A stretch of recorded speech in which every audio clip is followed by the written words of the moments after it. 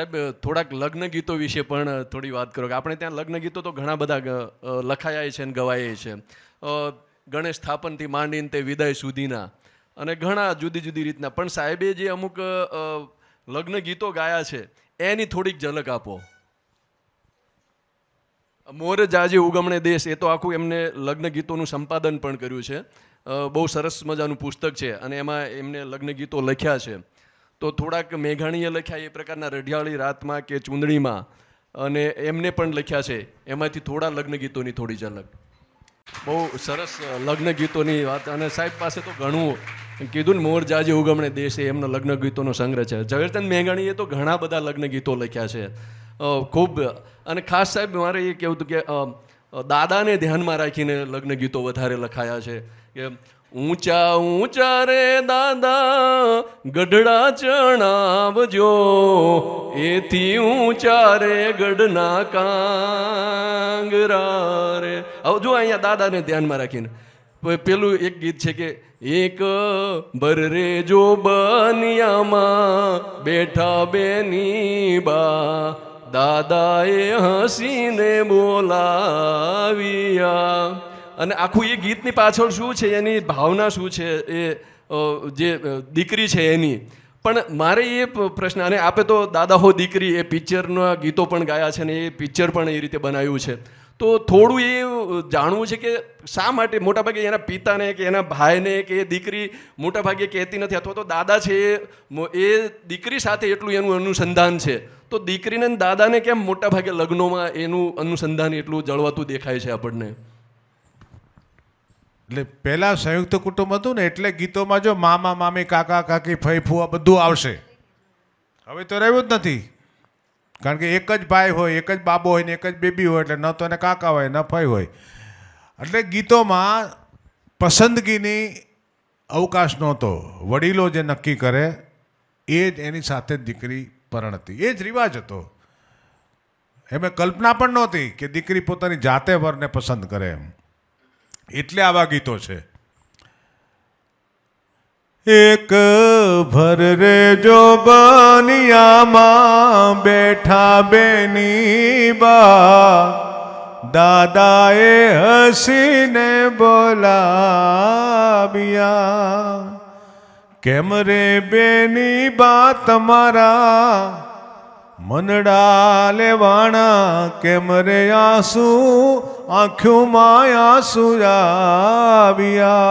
તારું મોઢું કેમ પડી ગયું છે, કેમ ઉદાસ છો દીકરા બેટા તું દીકરી, કેમ તારી આંખમાં છે આંસુ જેવું છે? તે દીકરી એમ કહે છે કે દાદા એટલે કે બાપા એટલે કે પપ્પા એટલે કે ડેડી, તમે મારા માટે જે વર ગોતશો એની સાથે હું રાજી ખુશીથી પરણી જઈશ, પણ મને ટેન્શન તો રહે જ ને કે મારો વર કેવો હશે. તો તું કે હાલ તારા માટે કેવો વર ગોતું હું. આ ખરેખર આવા ડાયલોગ થતા નથી હો. આ તો એક કલ્પના છે આવી કે દીકરીને પસંદગીનો અધિકાર નથી, પણ એના પોતાના ભાવ તો હોય જ ને. કારણ કે કેવો વર ગમે, એટલે આવો પાતળો નહીં, આવો જાડો નહીં, કાળો નહીં, ધોળો નહીં, લાંબો નહીં, ટૂંકો નહીં, તો કેવો? હે બેટા તને કેવો વર ગમે? કડરે પાતળીઓ ને મુખરે શામળીઓ, એ મારી સૈયરે વખાણ્યો. હું નથી કહેતી કે આવો વર મને ગમે. મારી બેનપણી એમ કહેતી હતી કે આવો વર હોય તો સારું. કેવો? કડ પાતળીઓ એટલે સિમેટ્રિકલ હોય, નહીં જાડો નહીં પાતળો, નહીં ઊંચો નહીં નીચો, નહીં કાળો નહીં ધોળો, એટલે કે શ્યામ વર્ણો. મુખરે શામળીઓ, એટલે આવી તો વાત ક્યાં કૃષ્ણ આગળ આવીને અટકી જ સીધી. કૃષ્ણ કનૈયા જેવો વર મને ગમે, કડરે પાતળીઓ ને મુખરે શામળીઓ, એ મારી સૈયરે વખાણ્યો. આવી પસંદગીનું એક બીજું ગીત પણ છે, એ ટૂંકમાં કહી દો તમને કે કેવો વર, અથવા તો આ તમને આ દીકરી છે કોઈ વર એને પસંદ પડી ગયો તો શું કામ પડ્યો? તો એમાં ગુણ દર્શન છે કે આવા આટલા આટલા ગુણ મેં જોયા એટલે મને ગમ્યો. The reason behind the choice. કુંવરી કાંઈ ચડી રે કામાડ, આ મારા દાદીમાં પાસે જ શીખેલો હું. મારા દાદીમાં ગાતા. આ ક્યાંય ગવાતું નથી સાંભળ્યું મેં, મારા સંગ્રહમાં લીધું જ મેં. કે કુંવારી કાંઈ ચડી રે કમાડ સુંદર વરને નિરખવારે ધીડી મોરી એટલે કે દીકરી, દીકરી મોરી ક્યાં તમે દીઠો ને ક્યાં તારા મન મોયા રે. એ બેટા આ તને છોકરો ગમી ગયો પણ તે એને ક્યાં જોયો, ક્યારે જોયો, કેવી રીતે જોયો? લગ્ન ગીતો એક ફૂલવાડી જેવો આખો પ્રદેશ છે. એમાં જાત જાતના ફૂલ છે, રંગબેરંગી ફૂલ છે. લગ્નનો આપણો જે રિવાજ છે એમાં શું થાય, પહેલાં તો એકબીજા ઠેકાણા નક્કી થાય કે ભાઈ આ ફલાણા આ ભાઈની દીકરી ને આ ભાઈનો દીકરો અનુકૂળ આવે એટલે એની સગાઈ નક્કી થાય. સગાઈ નક્કી થાય એટલે સૌથી પહેલાં તો કન્યાને એટલે કે જે દીકરી હોય એને ચૂંદડી ઓઢાડવામાં આવે કે ભાઈ આ ચૂંદડી છે આ કન્યા ઉપર ઓઢાડે એટલે એ નક્કી થઈ ગયું કે આ સગાઈ દીકરા દીકરીની. ત્યાંથી ગીતો શરૂ થાય કે છેક જાન પરણીને પાછી આવે ત્યાં સુધી સગાઈ થાય. પછી લગ્ન તાત્કાલિક ન થાય, 2 મહિને 4 મહિને 6 મહિને વર્ષે 2 વર્ષે 5 વર્ષે ગમે ત્યારે લગ્ન થાય, પણ સગાઈ પહેલાં થાય, સગપણ થાય. એમાં ગોળ ખવાય, ગોળધાણા ખવાય, સાકર વેચાય, ગીતો ગવાય. એ સગાઈનું એક ગીત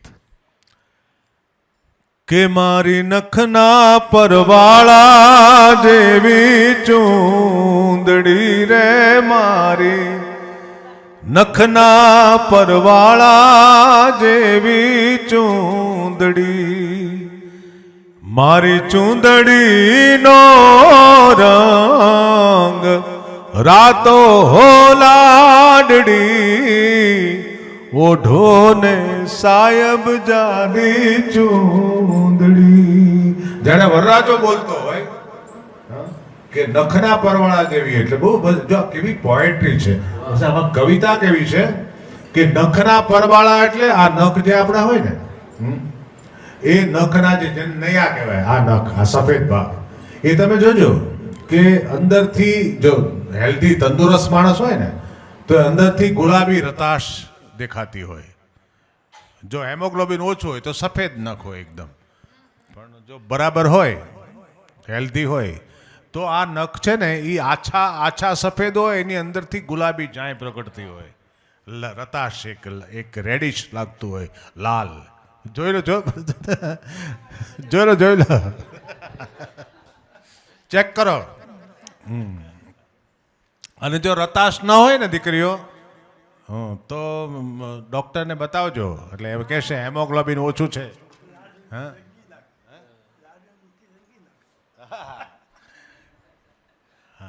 આ નખ રંગવાની છે ને એ આખી અલગ જ વસ્તુ છે. એ નખ ન રંગ્યા હોય ને ત્યારે જોજો. એ નહીં રંગવાની છે, એ તો શણગાર છે એક જાતનો. હા, એ પરવાળાની વાત કરતો હતો. નખના પરવાળા જેવી ચૂંદડી એટલે નખનો જે આછો રાતો રંગ જે હોય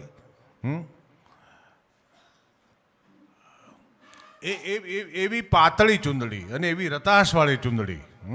વજનવાળું કોટનનું ખાદીનું કપડું નહીં, પણ પરવાળા જેવું આછું આરપાર દેખાય એવું અને રતાશવાળું એવી ચૂંદડી. મારી નખના પરવાળા જેવી ચૂંદડી, ચૂંદડીનો રંગ રાતો લાડડી, ઓઢો ને સાયબ જાદી ચૂંદડી રે મારી, જેત પર ધોરાજીની ચૂંદડી. આ સગાઈનું ગીત હોય.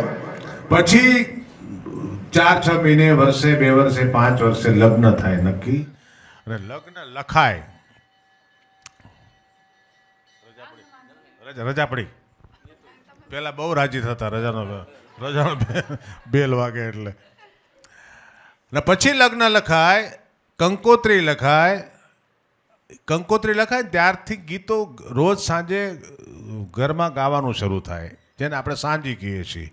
તો ઘરના પહેલાં તો સંયુક્ત કુટુંબ હતા ને, જોઈન્ટ ફેમિલી હતા, એટલે ઘરમાં જ તે 4-5 સ્ત્રીઓ હોય, પછી એના કઝિન કુટુંબી હોય, એ આજુબાજુમાં રહેતા હોય, એ જ 8-10 સ્ત્રીઓ એ થાય, આડોશ પાડોશની એમ 15-20 સ્ત્રીઓ ભેગી થઈને રોજ સાંજે ગીત ગાય. ગીત 5 ગીત ગાય, પછી પતાસા વેચે. અને આ એક રિવાજ હતો આપણો. તો એ સાંજીના જે ગીત થાય, જીરે રણજણ કરતો ભમરો ઉડીયો, જીરે રણજણ કરતો ભમરો ઉડીયો, જીરે જઈ બેઠો કંકુડાને થડરે વાડીના ભમરા, દ્રાક્ષ મીઠીને કાજુ કેવડો. આવા મધુર શબ્દો હોય આ બધા ગીતો.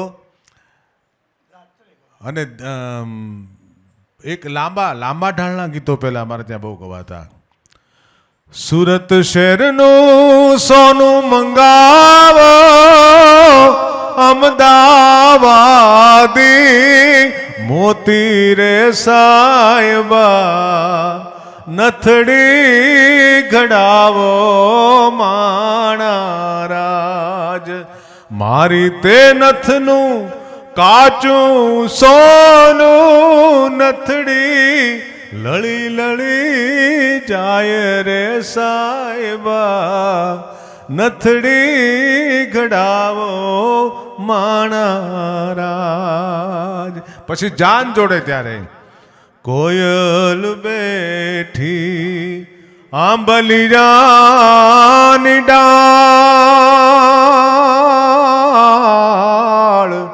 કોયલ બેઠી આંબલિયાની ડાળ, મારો મોરલીયો બેઠો રે ગઢને કાંગ રે માણારાજ.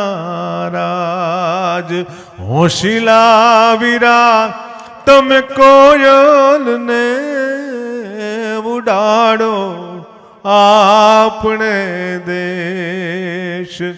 મોર તારે સોનાની ચાંચ, હે મોર તારે રૂપાની પાંખ. સોનલાની ચાંચે મોરલો મોતી ચણવા જાય. મોર જાજે ઉગમણે દેશ, મોર જાજે આથમણે દેશ. વળતો એ જાજે રે વેવાયુને માંડવડે હો રાજ. આવા બધા ગીતો ગવાતા ગવાતા ગવાતા પછી સામૈયા થાય, 4 ફેરા, અસ્તમેળાપ. ઢોલ ઢમક્યાને વર વહુના હાથ મળ્યા, જાણે શિવ પાર્વતીના જોડ મળ્યા. ઢોલ ઢમક્યા આ અસ્તમેળાપ. કે પેલું મંગળિયું વરતાય રે, પેલે મંગળ શેના તે દાન દેવાય રે, પેલે મંગળ. આ બધા 4 ફેરાના, પહેલું મંગળ, બીજું, એમ 4 ફેરા થાય. પછી જાનને વળાવે ત્યારે કન્યા વિદાયનું ગીત આવે. એક આવ્યો તો પરદેશી પોપટો, ઈ તો લાવ્યો તો એક ચૂંદડીનો ચૂથો રે, ધોતારો ધૂતી નીકળ્યો બેનીએ મેલ્યા ઢીંગલાને મેલ્યા પોતિયા બેનીએ મેલ્યો રે કાંઈ સયરૂનો સાથ મેલીને ચાલ્યા સાસરે. આ બધા લગ્ન ગીતો પાર વગરના છે બધા. મારો જે સંગ્રહ છે એમાં લગભગ 200-250 જેટલા ગીતો છે.